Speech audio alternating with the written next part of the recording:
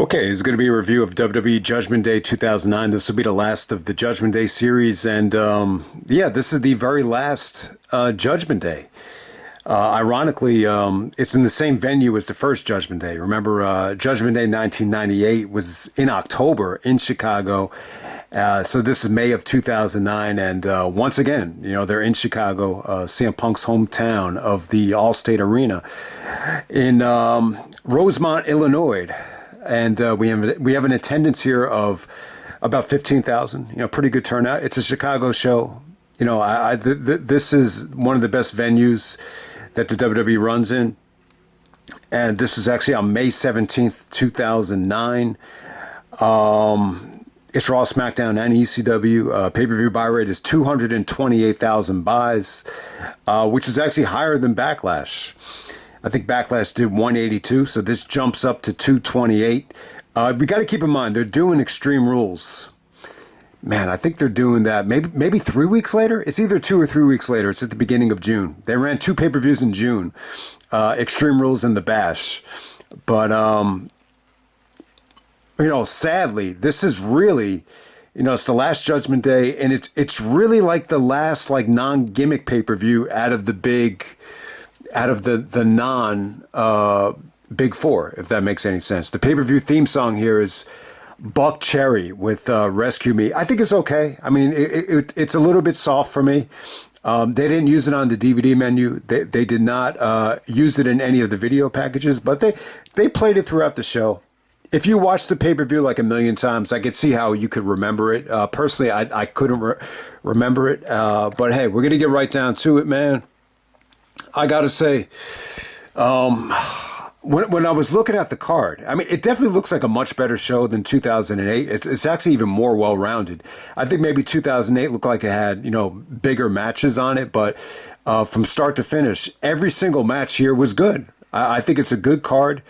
I think 2009 for the whole, every single pay-per-view was pretty much good. And, from Royal Rumble all the way into Extreme Rules. I think 2009, was a pretty good year. It's definitely a lot better than 2010. I think you can make an argument that the first half of 2009 is probably better than both halves of 2008. I think you can make that case. I think the WWE ran into issues, once they started, overbooking Cena and Orton at SummerSlam. I think after that, the year just kind of sucked. And, Shawn Michaels was a part-timer. I think Big Show was, definitely overused in 2009. Those are just some of the things that I think hurt the year. But for the most part, it's a pretty magical year. Even though WrestleMania, we bitch about that WrestleMania more than any other, WrestleMania. It still has what most people consider the best WrestleMania match. So, but hey, the opening match of the night, we had Umaga taking on CM Punk in Chicago. I noticed there was a ton of CM Punk signs. Like this one girl had a sign that says, "I want to marry CM Punk." So I'm just like, wow, there's a lot of Punk signs. And then it just hit me. They're in Chicago. And I'm like, oh, no wonder. But I got to say, at this time, Punk still really hadn't, got up to the level that he would at Money in the Bank, where he was kind of treated like a god. But yeah, he opens up the show with Umaga. He comes out with the Money in the Bank briefcase, ends up losing to Umaga. Umaga actually kept Punk from cashing in on Edge. If anyone remembers that, they actually showed it back. So Punk actually defeated Edge in a non-title match, and then he's about to cash in, and then Umaga kind of, stops the cash in. So we have Umaga and Punk to open up the show. I mean, I thought it was okay. I thought it was pretty good. The fans are into Punk, but it's not overwhelming. Umaga wins this thing with the Samoan spike. But yeah, you can't really complain. I think it's a solid opener. A couple things you could take away from this. Second straight Judgment Day in a row, Punk loses a match, while he's holding the Money in the Bank. I would definitely say this, Punk really wasn't, that over here. And, he was over because they're in Chicago, but you could definitely feel like some type of disconnection. I mean, he got booed at WrestleMania, so they're about to turn him heel. It definitely makes sense, when you do think about it. Punk had never been a heel yet. So I just think this whole 2 years before Money in the Bank, I think the heel turn, everything just really, took him up to another level. And that's the bottom line. But yeah, I mean, one of the things you learn about this time is that SmackDown had a really good run, this summer. I think this was a good core. Edge, Punk, Jericho, Mysterio, Jeff Hardy. Awesome core to play with right there. I mean, it really makes you want to go back and, check out some of those ECW shows and SmackDown shows. I mean, they were, I just think it was a good time, from a pure wrestling standpoint. Next up, we have Christian defending the ECW title against Jack Swagger. I thought this was pretty good. It's not as good as their Backlash match. The match they had to open up Backlash, I thought it was a lot of fun. It definitely had like a red hot crowd. I just think this was a tough sell after following Punk. You see Punk come out in Chicago. It's a little bit difficult to follow that. Christian was still really over. Like there's a large part of the audience that just really felt bad for Christian because he definitely deserved a lot more than this. I just feel like Christian kind of threw away 5 years. And it's not like he threw it away, but look at it like this. Like he goes to TNA for 3 years, which, was great. It was great for TNA. It was great for Christian. But then when he comes back to the WWE, it kind of takes him 2 years, just to get back to where he should be. So it's almost like a 5-year swing.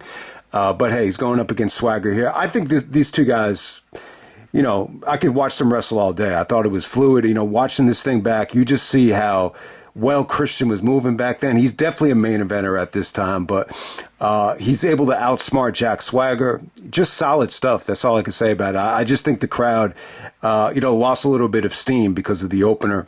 But next up, we have John Morrison taking on Shelton Benjamin. I mean, look, you get one match after the other where you just get two solid workers. It's a really, really good card. So Morrison taking on Benjamin. Shelton comes out with the gold, haircut here with Charlie Haas, his former, Team Angle stablemate. Yeah, I guess Charlie's kind of out on the way out here. So I guess they figured, let's just put the band back together and see what you got. Shelton is a heel here, so he pretty much dominates the match. Morrison had turned, babyface. Miz kind of broke away from, Morrison at this time. Miz is calling Morrison the Marty Jannetty of the team. Miz actually has the next segment. I'll talk about that in a second, which I actually liked. But yeah, I thought Morrison looked good here. This is a nice little run for Morrison. Both these guys are extremely athletic. Obviously, Jim Ross was actually just saying, I watched a little bit of his, podcast on this show, and get well wishes to Jim. I know he was diagnosed, but, hopefully he could, overcome this one as well. But with Shelton, he was saying that, by far the best athlete out of that monster class, whether it be Lesnar, Orton, Cena, Brock, Shelton. He just said, Shelton's by far the best athlete. It's funny. So what's the problem with Morrison and Shelton? How come neither guy became champion? I think both these guys could have easily became champion. I just think they needed the right manager, needed the right situation. Definitely watching this back, I think Morrison became a hell of a worker, especially like when he was in Lucha Underground. I think he really proved that, this guy definitely has something, even at this time, too. I know he took a lot of criticism at this time for, the DVD he came out with, and, he did like all this jumping around the arena, and, some people didn't really care for that, but he is a hell of an athlete. Shelton really kind of, dictated the tempo here and slowed it down. So it's really like not the most entertaining version of Shelton that you would have ever seen. But yeah, Morrison was awesome here. I mean, he busted out a springboard, what looked like a springboard 450 onto the outside, like on the fly. It was pretty damn cool. Shelton did bust out like a running insecurity. That's really the most entertaining thing Shelton did here. But I thought they had a good match. Shelton misses the stinger splash. Morrison kicks away Charlie Haas, and then he hits a springboard insecurity. Then he hits the Starship Pain for the victory. I gotta say, good stuff. Good stuff. They really turned this thing around, like the last couple of minutes. It was really, really fun. Underrated match. I definitely think both guys, could have became champion, but it just would have taken a lot of, extra work, whether you find the right manager, do the right creative, having the right storyline, having the right booker, everything really had to align for that to work. But I think both guys, from an athleticism standpoint, it doesn't get any better than these two. All right, next up, we have a Miz segment. Miz comes out, and it was actually pretty funny. He actually makes fun of the fans, for chanting what. He's like, what? You sound like a bunch of ducks. So yeah, I think some of these promos here, when Miz broke away from Morrison, he actually calls Morrison the Marty Jannetty of the team, which didn't go over too well, but you get the point. Miz is trying to separate himself from Morrison and become the Shawn Michaels of the team. I don't think he quite did that, but you get the point there. So at the time, he's calling out Cena. He this isn't the promo, but there might have been another promo. I know they wrestled at the Bash, Cena and Miz, but there was a really good promo that was it was very much like a pipe bomb, where Miz actually said, he was sick of the same guys main eventing over and over again. And it definitely does feel like that at this time. I think we saw and that's one of the things about this show. It's a breath of fresh air. It really does feel like it's like the first main event in forever. That's like Triple H free, Undertaker free, Cena free, Batista free, Randy Orton free. It really has a refreshing feel to it. So, Miz cut that promo, and then Alfonso Soriano, who I believe at the time, I wasn't watching a lot of baseball in 2009, not even as much as I do now. But I guess even if you were just watching SportsCenter, Cena knew this. I mean, you would have known that Alfonso Soriano on the Cubs, he's actually in the front row, and he was actually doing the "You Can't See Me" stuff like every time he hit a home run. So Cena acknowledged it later on in the show. And it was funny because Miz, was taking shots at him, and he's like, oh, Alfonso, you can't see me, just like I can't see the Cubs, winning a World Series. And, Miz is really sticking the dagger in the Cubs fans about how they haven't won a World Series since 1908. And then he challenges Alfonso Soriano to a fight. And then all of a sudden, the manager of the Cubs, Lou Piniella, calls up Miz, and he says, he wants Alfonso to get hurt on the field, not off the field, so he can't jump into the ring with you. It was actually pretty cool. I mean, I'm a Alfonso Soriano fan, so I liked it. He used to be on the Yankees. He was on that 2003 team when Aaron Boone hit the home run to get them into the World Series, and then they lost to the Marlins. He had a horrible World Series. But then he actually came back to the Yankees in 2013. And I was actually at the game. He had like 7 RBIs against the Red Sox. This was like in late September. It might have been like maybe the last game that A-Rod and Jeter, were played together with the Yankees. And Alfonso Soriano had like 7 RBIs. It was an awesome game. Like the Yankees lost to the Red Sox. It was like 12-8. But offensively, that was probably one of the funnest games I've ever been to. So it was cool to see him. I thought, Miz and Soriano had a lot of fun out there. And then, what's his name? Santino Marella comes out. And I thought it was good. Ended up with Miz attacking Santino. But it was actually a really funny segment. I mean, it kind of dragged on a little bit too long. I probably spent too much time on it. But fuck it. I thought it was really good. I think at this time, this whole build up to the Bash, I feel like it's one of the Miz's most important runs, in his career, to be honest with you. Okay, next up for the Intercontinental Championship, we got Rey Mysterio defending against Y2J. Chris Jericho back in Chicago. Oh, man, it's amazing how good this was. And they packed in a lot of action. It doesn't even go 13 minutes, but it was great stuff. Jericho cuts a, very articulate promo where he's, calling the fans parasites, hypocrites, a lot of vocabulary from Jericho. But yeah, him and Mysterio worked really well together. I mean, obviously this topped their WCW stuff. They were pretty much separate, during the brand extension, other than that Spike TV video game special, which I'm sure nobody remembers. But yeah, Mysterio, Jericho in Chicago. Jericho is really over.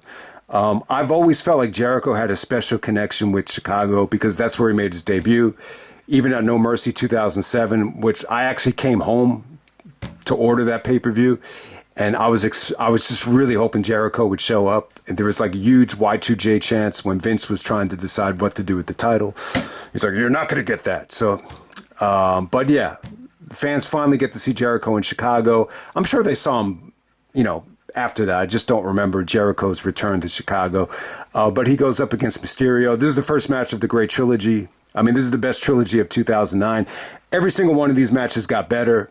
I think, Judgment Day is probably the weak link of the trilogy, but this is still a great match. And then, the Extreme Rules match was even better. Then the match at the Bash. It's probably like the second best match of the year, one-on-one match of the year other than Taker and Michaels for the WWE in 2009. So it's a great trilogy. Plus, they had a SmackDown match that was really good as well. So I don't know if you want to classify it as a trilogy because of the SmackDown match. But yeah, this was good stuff. Jericho tries to go after Ray's mask. He doesn't get the job done here. He does it at Extreme Rules. But then I think at the Bash, Mysterio has like a backup mask on, and then Mysterio wins the feud there. But this was awesome stuff. You know, Jericho cut the promo, kind of, bashing the 619 stuff, and then the fans are actually chanting 619 in Chicago, which is a testament to how over Ray is. I mean, when you're going to get Chicago fans to chant the San Diego area code, the guy's got to be really over for you to do it, and that's what Ray did here. But yeah, I mean, I think, you can see the chemistry. I just think these two guys, just like Jericho and Michaels, it's very similar in terms of the chemistry that these guys had. The counters and the creativity out of the 619 was great. Even Jericho was able to do like some power moves here, like the spinning torture rack was fucking beautiful. That was great. The sequences of the walls of Jericho, they did great stuff. Not necessarily in this match, but as the feud progressed, the creativity out of the walls, whether it's, a small package, a reversal, setting up the walls of Jericho after the 619, everything like that. The ending comes when Ray is able to hit the 619 on, in the middle of the turnbuckle, which he usually never does it from that spot. And then he hits, not the West Coast pop, but just like a splash, a springboard splash, just to put Jericho away. Hot finish. The way Ray did it, though, was fast, and it was just really well executed. So I would definitely say the match of the night, Ray and Jericho. Great stuff between those two guys. Awesome match. Next up, we had Randy Orton defending the WWE Championship against the Animal Batista, the two former members of Evolution. All right, so it's another Randy Batista match, a kind of a forgotten match from these two guys. It's funny that Punk is actually on the opener in Chicago. I think because the show is in Chicago, I think Punk, remembered this. I think he probably paid more attention to this show because he felt like a little bit, I don't want to say bitter, but he probably wanted to be in a more higher profile match, than the Umaga match. And he probably remembered that Batista and Orton just wasn't that special. It's not that it was bad. I actually enjoyed the match. I think it could have been good. It just had a really bad ending, and this is the problem. This Judgment Day spot, and anybody that thought maybe Judgment Day lost some steam at this time, I really enjoyed the Judgment Day. It's probably like my favorite pay-per-view name, other than, King of the Ring or SummerSlam. I don't know. It's tough for me to decide which one. I actually used Judgment Day as my my username when I used to post on wrestling forums. So I'm a really big fan of the name. I thought the show in 2002, I thought that was a big show. I thought the presentation was great. I didn't see 2001 live, but I bought it when I bought the DVD. I thought the theme was incredible. I thought the pay-per-view was, definitely had an awesome presentation. So I never was really one of these guys that just thought, Judgment Day is a filler pay-per-view. But at this time, they're clearly just using this fucking show just to set up Extreme Rules, which is 2 weeks later. So that's the sad thing about it. It's the last Judgment Day. It's really like the last non-gimmick pay-per-view. So we get Batista and Orton here. Yeah, so like I was saying, I think Punk, remembered how, disappointing this was. And the funny thing about Randy and Batista is they never main evented a pay-per-view. I mean, they were good at main event WrestleMania 30, but, Punk would tell you that he changed the main event by quitting the company, insert Daniel Bryan, and then the rest is history. But yeah, I mean, it's not a great combination. You almost forget that this match even happened. They had the match at Armageddon. They have this match here. Then they have the steel cage match, which, I probably talked about this in the Extreme Rules video, but this is a big no-no for me. Like, if Batista gets hurt, you don't reward the guy for getting hurt and then just give him the championship. That's what they did there, and that just fucking, irks me. That they did that. But in this particular match right here, it was, I actually enjoyed the story. I was enjoying the match while it was going on. I mean, it was a little slow. It's a little boring. Randy's pretty much like a chicken shit heel here. I mean, he really is. But the storyline was good, though. Like, Randy was trying to get Batista to join Legacy, with Cody and Teddy. He's like, we don't have to worry about Triple H anymore. Now that Triple H is out of the equation, we could be unstoppable. What do you say, Dave? What do you say, Dave?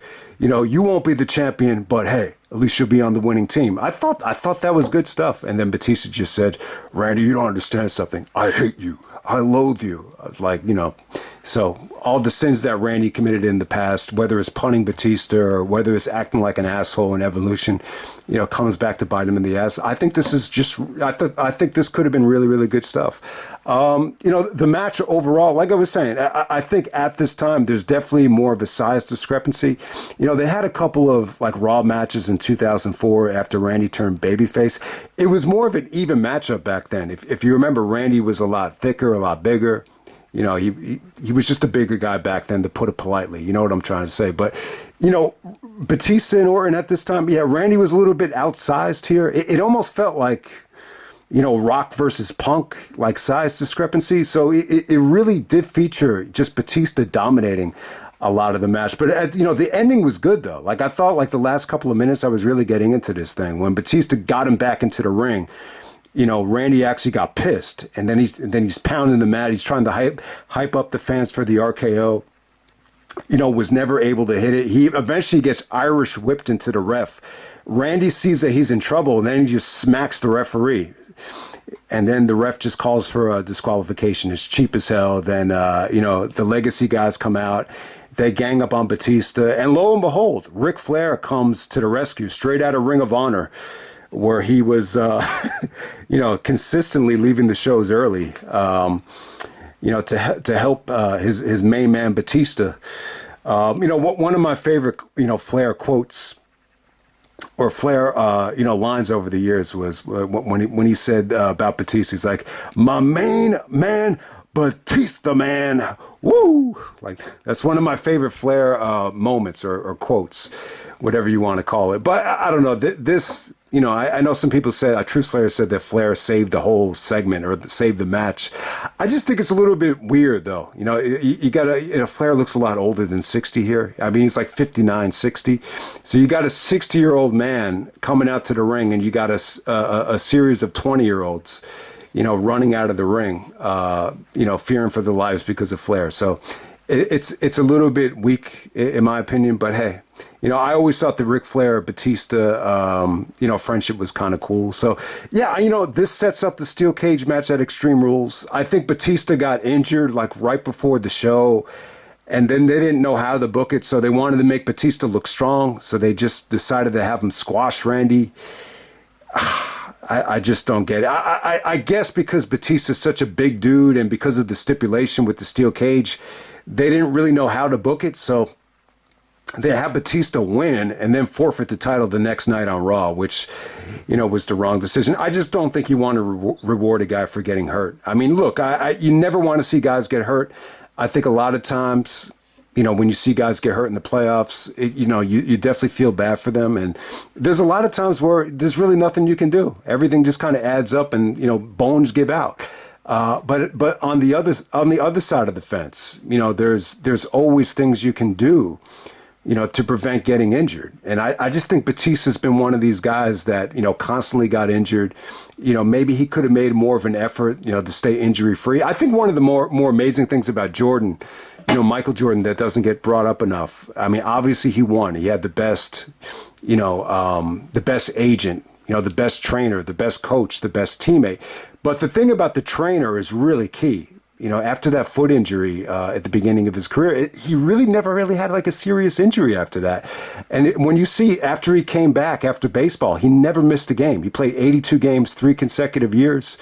I think Tim Grover, one of the things that people, ignore about how good of a trainer he is he gets guys, he actually does like a lot of injury prevention training. And I think a lot of that stuff paid off. And, that's what I'm really interested in now more than anything. Just, little things you can do to prevent getting injured. But, with Batista, he's carrying so much muscle.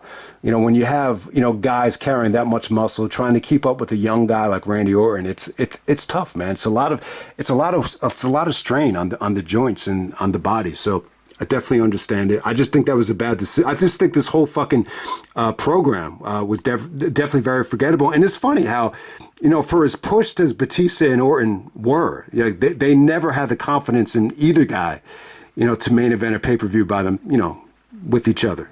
just wanted to make that point. I just think that's kind of fascinating. Okay, next up we have John Cena taking on the Big Show. So yeah, Cena actually lost to Edge in the Last Man Standing match. When you see some of those highlights back, it really is an awesome match. I think the Last Man Standing match is definitely good, and especially in terms of the spots. I know some people just thought it kind of dragged a little bit. But hey, it was still an awesome match between Cena and Edge at Backlash. Big Show comes out, he chokeslams Cena through the spotlight and, destroys Cena's body, destroys his ribs. Cena actually costs Big Show the number one contendership, and he helps Batista get the number one contendership. So they showed that. It just looked very, very simplistic. But at the same time, we get John Cena and the Big Show. Rematch from WrestleMania 20. Yeah, somebody was asking me, like, when was the last time Cena opened up a show, before Judgment Day '08? Yeah, it was probably the U.S. title run. He opened up WrestleMania 20. I guess the last one would be the U.S. title four-way at the Great American Bash. But, yeah, I mean, it was interesting to see Cena open up a show. I don't think you want to put Cena in that spot. I just think you get more emotion out of the fans when he's in, something that feels a little bit more important. So we have seen a Big Show in Chicago. I thought it was good. I think the fans and in Chicago always had a good, connection with Cena. It just definitely felt like one of the more polarizing atmospheres for Cena, whether it's WrestleMania 22 or, Money in the Bank 2011. And it was, the reaction for Cena was good. Anytime he was on the offensive end here, I thought the fans were really, participating quite well. I think, Jim Ross was saying that he felt like watching this back Big Show, was not over as a heel, for whatever the reason. I got to say this about the match. I think I actually like it better than the WrestleMania 20 match. I thought the WrestleMania 20 match was, a little bit too simple for me. I thought it was a little bit too uncreative. I think in this one, at least they got time to breathe. I mean, it's a little bit boring. It's a little bit methodical, very similar to the JBL match.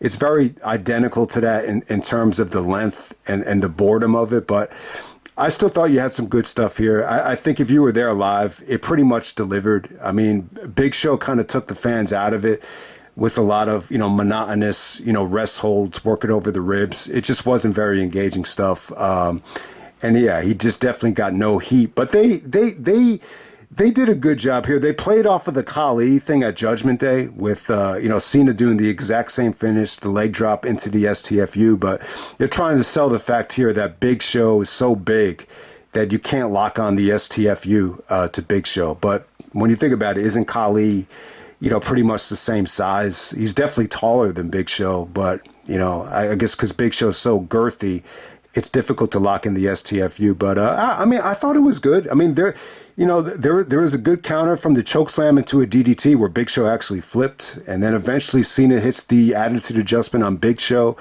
which always looks good. I mean, anytime, you could get Big Show off of his feet, I think it's good. I think the Cena Big Show combination it's not the worst thing in the world. The worst thing is to put Big Show in the ring with Randy, because Randy can't, lift Big Show up to save his life. So it's going to be an uneventful match. Even if you're waiting for something, like nothing is going to happen. At least Cena could get Big Show off of his feet, which is really fucking impressive, no matter how you feel about the combination. So Cena goes over Big Show in about 15 minutes. Solid match, but it was pretty much just done. To set up the submission match at Extreme Rules, where the story is Cena can't lock in the STFU. Next up, we have the main event. It's Edge defending the world title against Jeff Hardy. This is the main event of Judgment Day. Finally, a main event that's free of Cena, Undertaker, Batista, Randy Orton, Triple H. I'm not trying to bash those guys, but I think it'd be hard to find the main event, without any of those gentlemen for a very, very long, time before this. I don't know exactly what the main event was, but we're going to move on to Edge and Jeff Hardy. This is a rematch from the Royal Rumble. Kind of an interesting thing about this, if you look at the SmackDown title, I think maybe going back to Survivor Series, the SmackDown title changed hands every single pay-per-view from Survivor Series until Backlash, and it finally does not change hands here. So let me go back and see if I got that right. Yeah, so Triple H lost the belt at Survivor Series. Edge walked away with it. Armageddon, Jeff Hardy walks away with it. At the Rumble, Edge wins it back thanks to Matt. We'll get to see Matt a little bit later at the No Way Out in the Elimination Chamber. Trying to think. Jeff loses. I mean, Edge loses it back to Edge. Actually, gets pinned by Jeff, and then Triple H walks out of the chamber with it.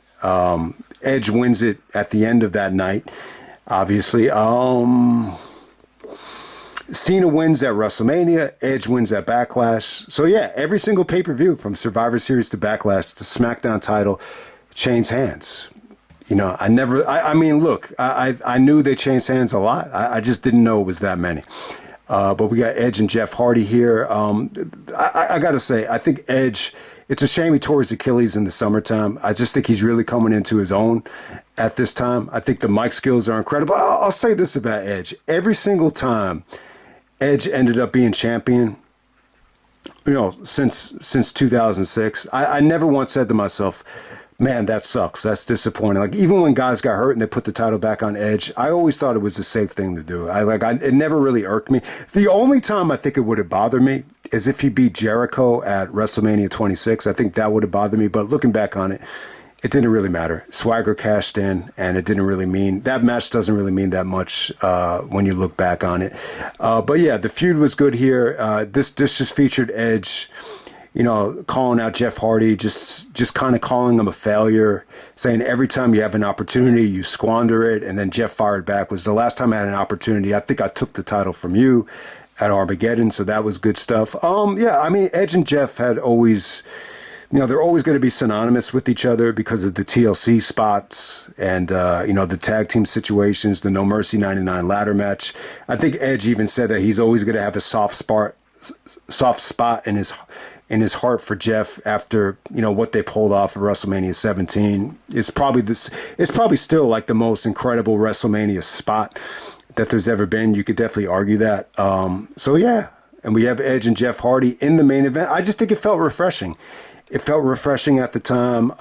It probably felt like a heavy burden, you know, for both of these guys to go out there and, you know, follow, you know, this good of a card. I think it's no matter how you feel about Judgment Day 2009, you can't deny it's got good star power. It's got good, you know, pure wrestling, you know, matches on it, and it's a tough task to follow. And I thought they did a good job. I really thought this is a good match. It had some incredible spots.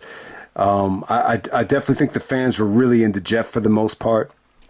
And it was good stuff. You know, Matt actually comes out of nowhere and, you know, hits Jeff with the cast. So, you know, there's still, you know, Matt, it's funny. It's funny as hell seeing Matt Hardy, you know, help the guy that cheated on his girlfriend, but still, he's still jealous of his brother at the time. I thought the Hardy stuff was wrapped up at this point, but I totally forgot about the Matt Hardy, you know, spot in the crowd where he hit Jeff with the cast. But other than that, man, I think they busted their ass. I thought you had some good creative spots here. I really think you did. I mean, you know, Jeff pulled out off the Whisper in the Wind. All of the great Jeff moves came off great. The spot in the match, though, I mean, it's a suicidal bump. But you know, Jeff was like, he was running, you know, on the railing, and it looked like he was. I don't know what he was going to do. I guess he was just going to. You know, do the Whisper in the Wind to Edge, and then Edge actually just spears him in midair, you know, off the railing. It was a nasty looking bump there. I mean, you know, you would have expected some type of table bump here, but nobody really goes through the table. But it's even sicker than a table bump. How Edge was able to intercept the you know, the poetry in motion. But eventually Jeff actually does the poetry in motion. He's able to kind of leap over the steel steps, do the poetry in motion, the Edge over the barricade, and that sets up the big Matt Hardy spot. Once they got back into the ring, you know, they did some good stuff. You know, eventually Jeff is able to dodge the spear. He's kind of like struggling, you know, to hit the swanton. He's kind of like slipping. Then all of a sudden, Edge gets up to the top rope, delivers the execution, which is like, they call it the Impaler DDT, which is Edge's, you know, it was pretty much Edge's main finisher other than the spear. I think the spear probably worked better for Edge. I don't think the execution was ever that great of a finish, other than like doing it off the top of a ladder or off the top rope. But, you know, Jeff was willing to take a pounding here. It's his first main event, and, you know, it's one of his only main events in WWE history, so you knew he was going to give max effort. But Edge goes over, And this beautifully sets up the ladder match, at Extreme Rules where, Punk would cash in. I think it's a good main event. I definitely think it is. I think it's a solid show. I think every single match here is good. I think Mysterio Jericho match of the night. I think Edge and Jeff Hardy is right there with it. I think you could argue either way. The only thing on the show that I would consider disappointing is Batista and Orton, but I would still give it 3 stars. I thought it was good while it lasted. I mean, Orton did kind of bring the match down by being a chicken shit heel, but it wasn't like the match was bad. I just think it's unsatisfying, to do a DQ here. And I think, what irks me more than anything is that you have Extreme Rules, just right around the corner. And it was pretty much just done to set that up. And, that match just really, obviously because of the injury, that match didn't deliver either. So, and Punk probably remembers that, 2 times in a row, Batista Orton doesn't get the job done. Why would they get the job done in the main event of WrestleMania, when they couldn't get the job done on Judgment Day or Extreme Rules? So I think that's a good way of looking at it. But yeah, I think it's a solid show. Sadly, it's the last Judgment Day. And sadly, I think most people are going to look back on this show like it was forgettable, like it was filler, like it was just kind of squeezed in between Backlash and Extreme Rules as a filler pay-per-view. But I enjoyed it. I thought this was one of the best pure wrestling shows of 2009, to be honest with you. So I'll just end it right there, and I'm out. All right. And by the time forgot to mention, later on tonight I'll upload the Judgment Day list, top 25 Judgment Day matches. I'll upload that right before the game. Knicks are going to go into Indiana game 6. And I hope they get the job done again. One of my favorite memories as a Knicks fan was in '94 after the Reggie fiasco in Game 5, where Reggie, had me staying up all night. John Starks got hot. Him and Spike Lee celebrate, and they bring it back to the Garden for Game 7 when everybody thought the Knicks were dead. So that's actually one of my favorite memories as a Knicks fan, to actually go into Indiana and win that game, because they played horrible in games 3 and games 4 in Indiana. Ewing had like 1 point in one of those games, but that game 6, that's always going to be probably the most underrated Knick moment ever, like for me. And now they have a chance to do it again, to win a game 6 in Indiana. It's going to be tough, but I hope they get the job done. But I'll upload the Judgment Day list, right before the game. Hope everybody enjoys the games if you're interested in it. And I'm out. All right.